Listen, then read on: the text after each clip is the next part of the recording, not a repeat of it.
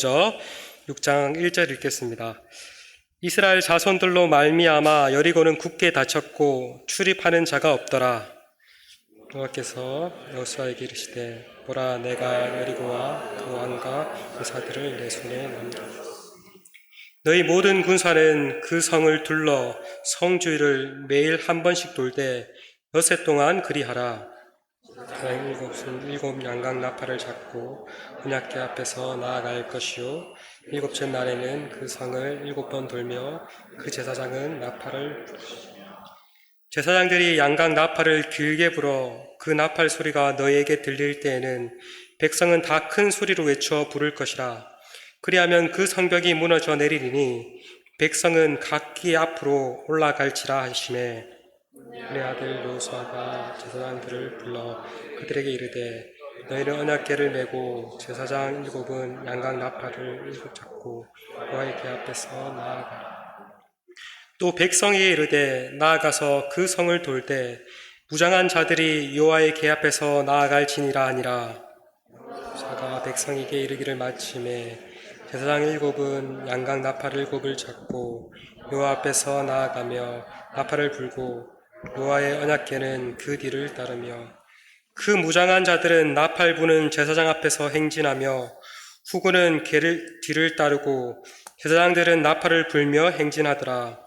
여호수아가 백성에게 명령하여 이르되 너희는 외치지 말며 너희 음성을 들리게 하지 말며 너희 입에서 아무 말도 내지 말라. 그리하다가 내가 너에게 명하여 외치라 하는 날에 외치자. 여호와의 궤가 그 성을 한 번 돌게 하고 그들이 진영으로 돌아와서 진영에서 자니라. 여호수아가 아침에 일찍 일어나니 제사장들은 여호와의 궤를 메고 제사장 7은 양각 나팔 7을 잡고 여호와의 궤 앞에서 계속 행진하며 나팔을 불고 무장한 자들은 그 앞에서 행진하며 후군은 여호와의 궤 뒤를 따르고 제사장들은 나팔을 불며 행진하니라. 그 둘째 날에도 그 성을 한 번 돌고 진영으로 돌아오니라. 엿새 동안을 이같이 하니라. 7째 날 새벽에 그들이 일찍 일어나서 전과 같은 방식으로 그 성을 7번 도니 그 성을 7번 돌기는 그날 뿐이었더라. 사람들이 나팔을 불 때 여호수아가 백성에게 이르되 외치라, 여호와께서 너희에게 이 성을 주셨느니라. 이 성과 그 가운데 있는 모든 것은 여호와께 온전히 바치되 기생 라합과 그 집에 동거하는 자는 모두 살려주라. 이는 우리가 보낸 사자들을 그가 숨겨 주었음이니라. 너희는 온전히 바치고 그 바친 것 중에서 어떤 것이든지 취하여 너희가 이스라엘 진영으로 바치는 것이 되게 하여 고통을 당하게 되지 아니하도록 오직 너희는 그 바친 물건에 손을 대지 말라. 은과 동철 기구들은 다 여호와께 구별될 것이니 그것을 여호와의 곳간에 드릴지니라 하니라. 이에 백성은 외치고 제사장들은 나팔을 불매 백성이 나팔 소리를 들을 때 크게 소리 질러 외치니 성벽이 무너져 내린지라. 백성이 각기 앞으로 나아가 그 성에 들어가서 그 성을 점령하고. 마지막 21절 함께 읽겠습니다. 그 성 안에 있는 모든 것을 온전히 바치되 남녀노소와 소와 양과 나귀를 칼날로 멸하니라. 아멘. 오늘 승리의 방정식이라는 제목으로 하나님 말씀 살펴보겠습니다. 오늘 주일 한 목사님이 주일학교 아이들이 잘하고 있나 보기 위해 주일학교를 방문했다고 합니다. 그런데 한 어린아이가 그때 배운 내용을 스케치북에 그리고 있었는데 그 그리는 모습이 너무 기특하여 그 아이에게 가까이 가서 이렇게 물어보셨다고 합니다. 얘야, 뭘 그리고 있니? 아이는 깜짝 놀라며 저 여리고성 그리고 있는데요 라고 말을 했습니다. 그러자 목사님께서 이렇게 또 물었습니다. 그러면 여리고성은 누가 무너뜨렸니? 아이는 몹시 당황하면서 예? 제가 안 그랬습니다 라고 했습니다. 목사님도 무척 당황하셔서 다시 물었다고 합니다. 너는 그냥 누가 그랬는지만 말하면 돼. 누가 여리고성을 무너뜨렸지? 아이는 눈물이 핑 돌면서 제가 안 그랬다니까요 하며 말을 했다고 합니다. 마침 그때 주일학교 담임선생님이 오셨습니다. 목사님, 무슨 일이십니까? 목사님이 말씀하셨어요. 아니, 뭐 큰일은 아니고요. 아이에게 여리고성을 누가 무너뜨렸는지 물어봤습니다. 그러자 담임선생님이 그 아이의 얼굴을 안으며 목사님, 이 아이는 절대 그런 짓 할 아이가 아닙니다 라고 말을 했어요. 목사님께서 약간 상기된 얼굴로 주일학교 부장선생님을 부르셨다고 합니다. 목사님께서 이렇게 말씀하셨어요. 아니 부장선생님, 어떻게 가르치셨길래 아이들이 누가 여리고성을 무너뜨렸는지 모르고 있습니까?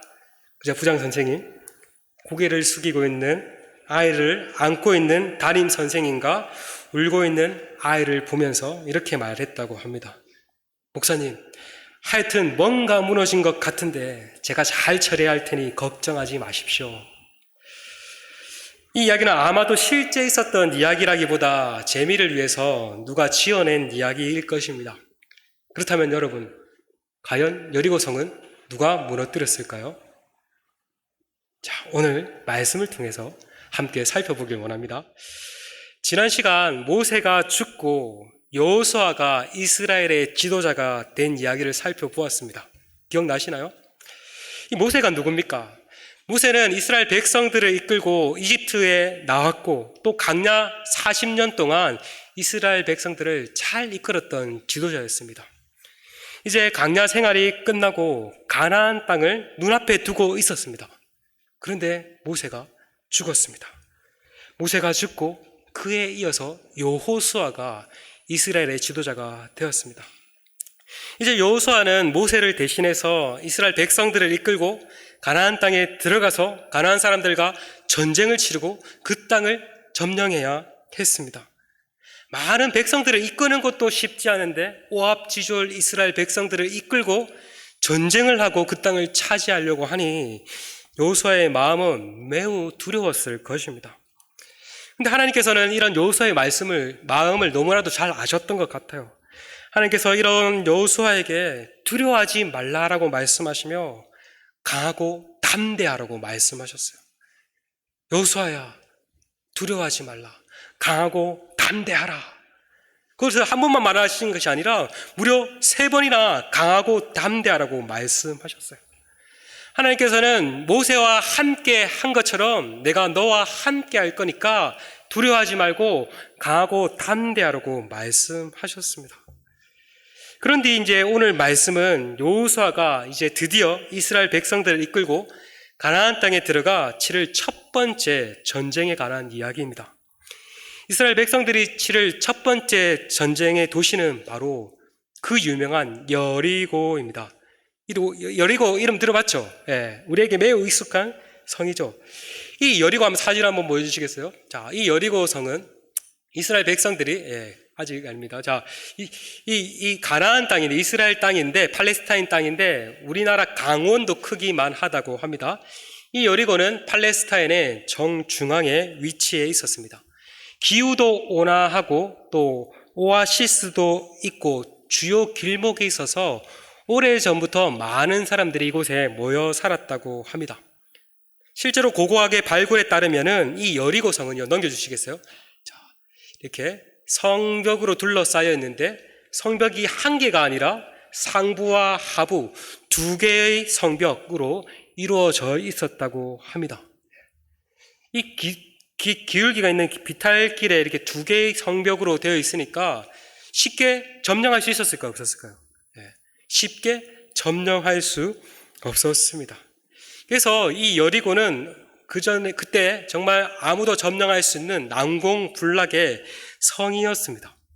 이스라엘 백성들의 입장에서는 첫 번째 전쟁 때부터 큰 장애물을 만난 것입니다.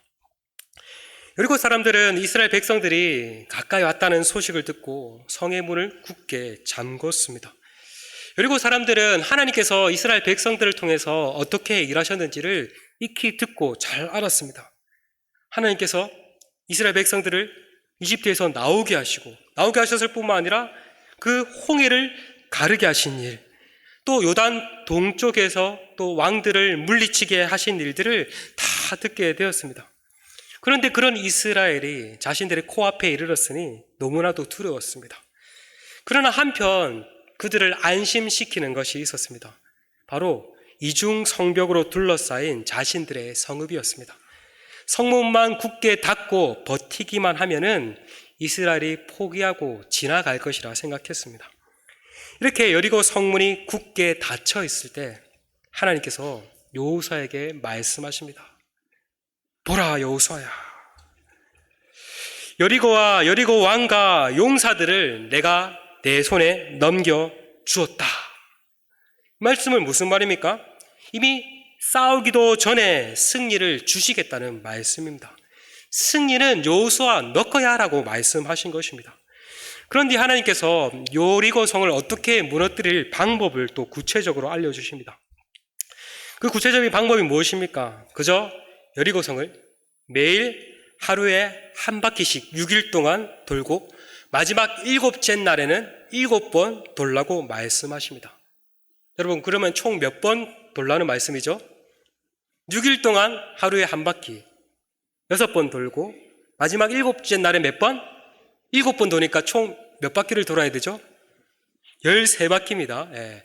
여리고성을 7번 돌았다라고 생각하시는 분이 있는데 7번이 아니라 13번입니다. 만약 시험 문제에 이스라엘이 여리고성을 몇 번 돌았을까요? 라고 묻고 보기 1번 6바퀴, 2번 7바퀴, 3번 13바퀴 하면 답을 뭐라고 적어야겠습니까? 3번 13바퀴입니다. 그런데 하나님께서는 돌아라고 하셨는데 그냥 아무렇게나 돌라라고 하지 않으셨습니다. 나름대로 질서를 가지고 돌라고 하셨어요.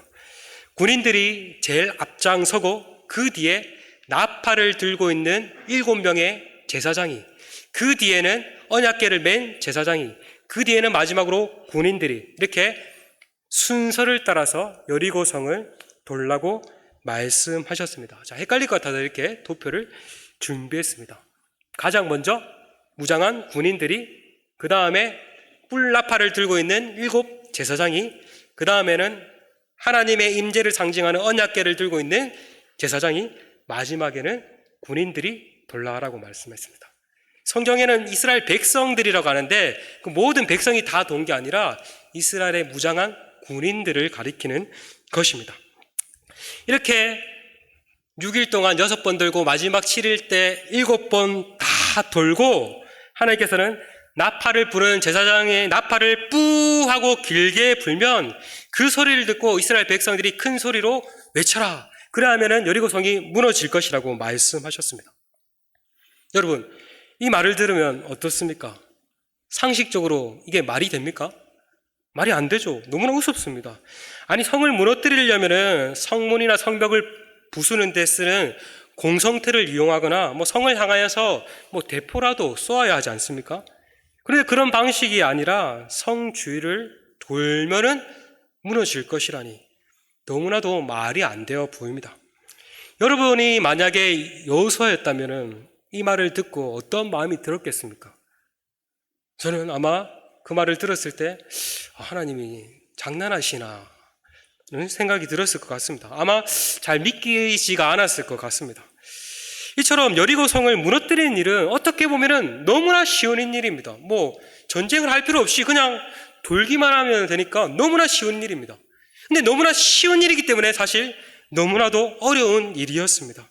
사실 이것은 믿음과 순종을 요구하는 일이었습니다. 사실 이러한 믿음과 순종을 요구하는 일은 이번이 처음이 아니었습니다. 앞서 이스라엘은 가나안 땅에 들어가기 위해 큰 장애물을 한 가지 더 만난 적이 있습니다. 그것은 바로 요단강입니다. 한번 그림 보여주시겠어요?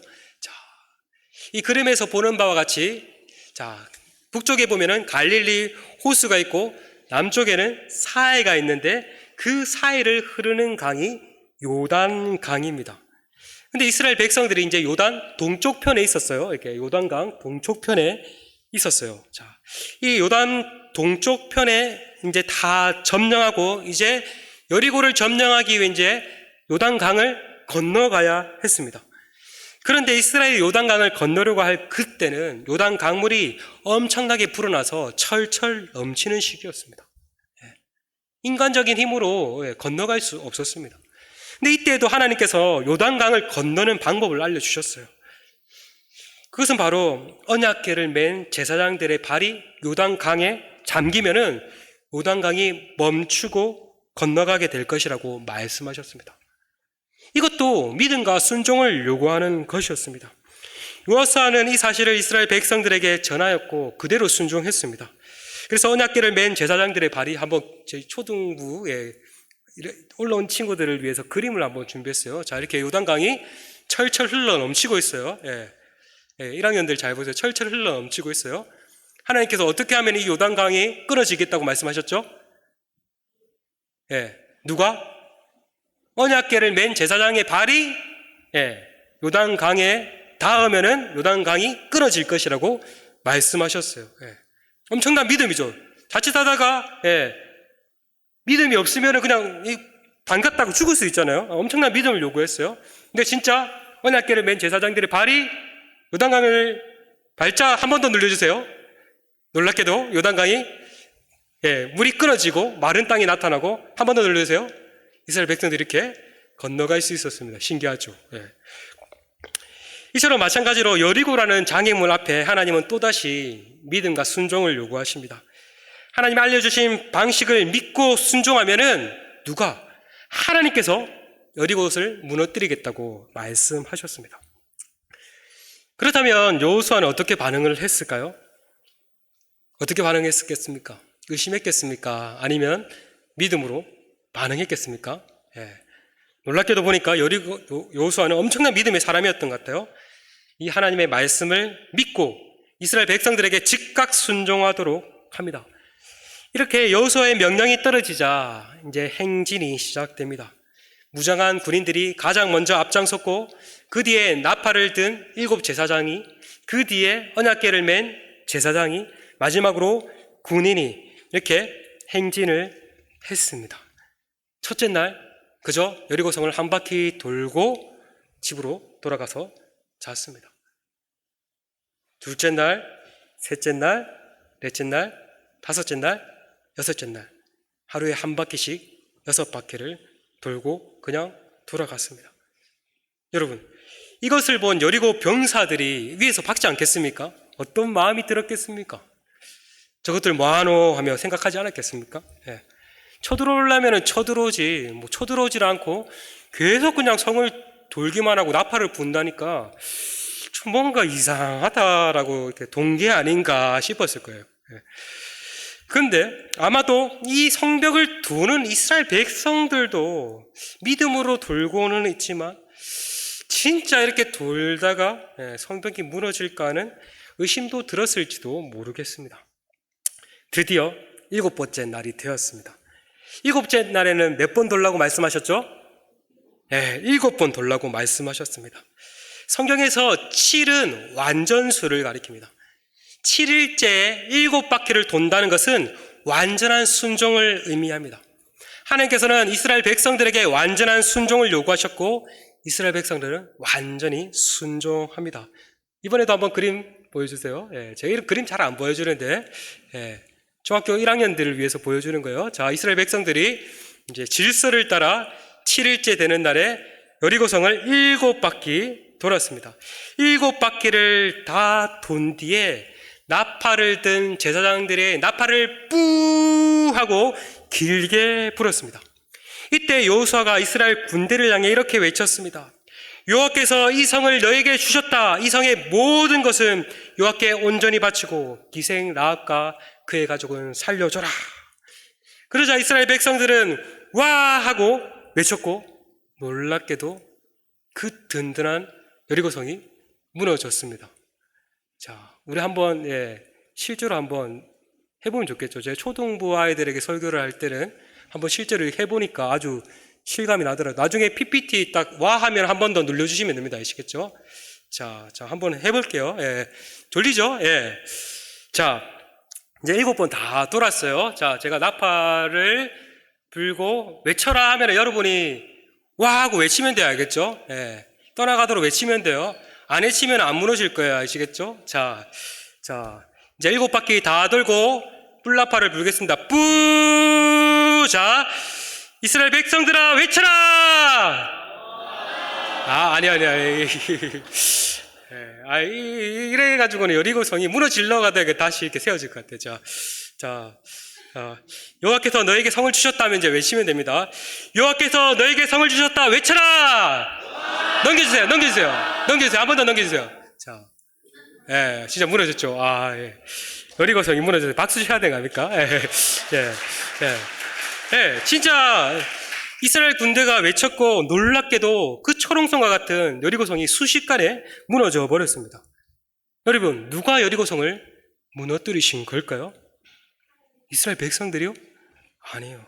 누가 무너뜨리셨을까요? 바로 여호와 하나님이 무너뜨리셨습니다. 하나님께서 여리고성을 무너뜨리신 것입니다. 이스라엘은 이 무너진 성벽 사이로 들어가서 이 여리고성을 점령했습니다. 하나님의 말씀을 따라 여리고에 있는 살아있는 모든 것, 남자나 여자나 어린이나 아이나 심지어 가축과 짐승까지 다 진멸하셨어요. 아니, 하나님 너무 잔인하신 분 아닌가? 어떤 사람은 이것을 읽으면서 하나님 정말 잔인하시다라고 생각합니다. 그러나 그렇지 않습니다. 하나님께서는 여리고가 얼마나 제약되었는지 이 제약된 여리고를 철저히 심판하신 것입니다. 그런데 이렇게 모든 것이 다 진멸되는 상황 가운데 살아남은 사람들이 있습니다. 누가 살아남았을까요? 바로 라합과 그의 가족과 그의 친척들입니다. 라합과 그의 가족들은 어떻게 살아남을 수 있었냐? 바로 하나님을 믿는 믿음 때문이었습니다.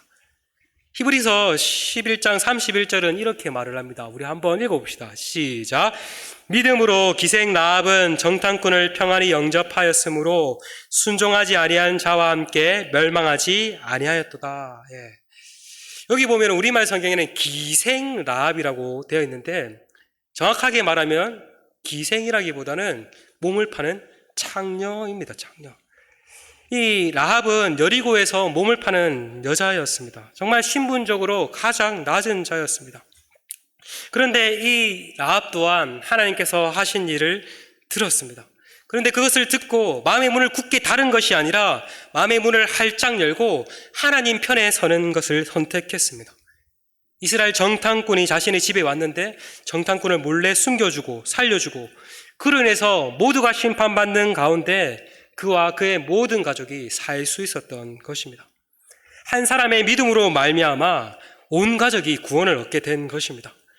그리고 놀랍게도 이 라합은 신약 성경을 보니까 예수님의 족보에도 그의 이름이 당당하게 기록되게 됩니다. 비록 심판을 받아야 마땅할 죄인이요 이방인이요 몸을 파는 여자였지만 믿음으로 하나님의 백성이 된 것입니다. 예수님의 오실 길을 준비하게 된 것입니다. 그런데 이러한 구원을 얻는 믿음은 오늘날에도 그대로 유효합니다. 사실 우리 모두는 죄악으로 말미암아 심판받았던 여리고 사람들과 같이 죄로 말미암아 하나님의 심판을 받아야 마땅할 존재입니다.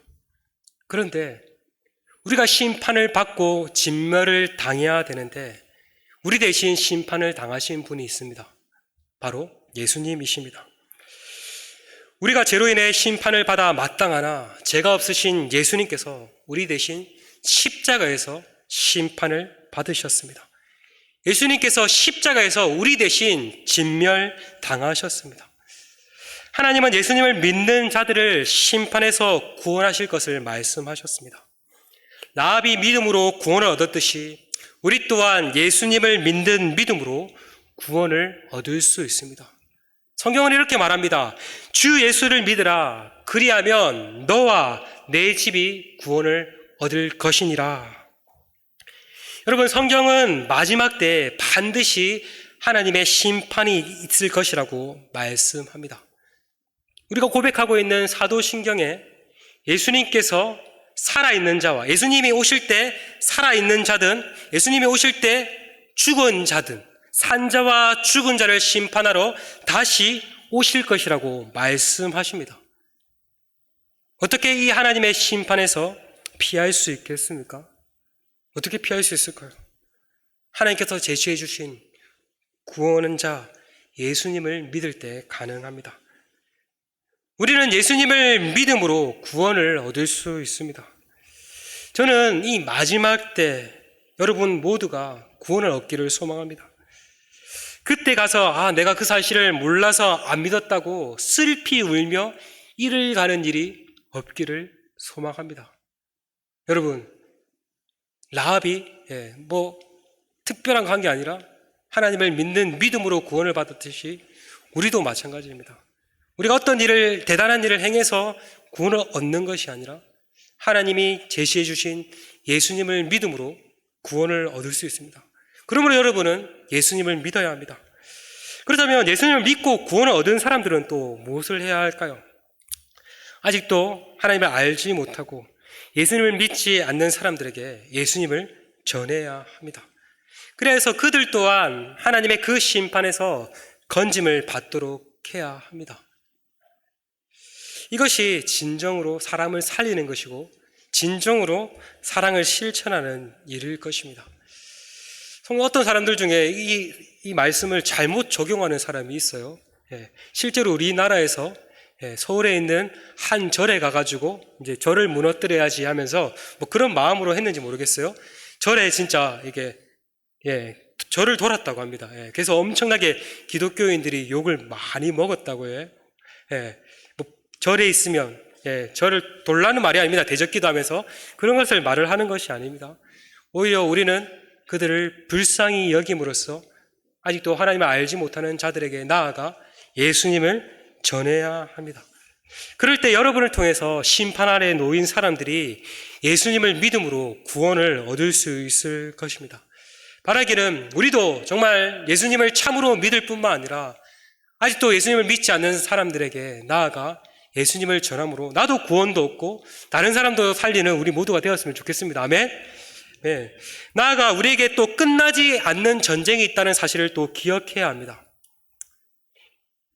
이스라엘 백성들은 실제로 눈에 보이는 전쟁을 했다면 오늘날 우리가 펼쳐진 전쟁은 눈에 보이지 않는 전쟁입니다. 누구와의 전쟁일까요? 악한 영, 사탄과의 전쟁이 펼쳐지고 있습니다. 사탄은 눈에 보이지 않지만 모든 수단과 방법을 동원하여서 하나님의 백성의 믿음을 무너뜨리고 죄를 짓게 만들므로써 하나님으로부터 떠나도록 만듭니다. 이번에 청년부에서 스크루테이프의 편지라는 책을 가지고 수련회를 한다고 들었는데 그 책을 잘 읽어보시면 사탄의 교묘한 전략이 무엇인지를 잘 알 수 있습니다. 청년들 꼭 참석하시고 꼭 읽어보세요. 여러분, 사탄과의 전쟁에서 우리가 어떻게 승리할 수 있을까요? 13바퀴를 돌아야 할까요? 13바퀴 돌다가 돌아버릴 거예요, 아마. 어떻게 영적 전쟁에서 승리할 수 있을까요? 바로 하나님의 말씀에 대한 믿음과 순종입니다. 이스라엘 백성들이 하나님을 향한 믿음과 순종으로 견고한 여리고성을 무너뜨렸듯이 우리도 하나님의 말씀을 믿고 그 말씀을 따라 순종할 때 견고한 사탄의 진이 무너질 줄 믿습니다. 이번 한 주간도 사탄은 우리를 끊임없이 유혹할 것입니다. 여러분, 그러므로 여러분은 깨어 있어야 합니다. 전쟁 중이구나.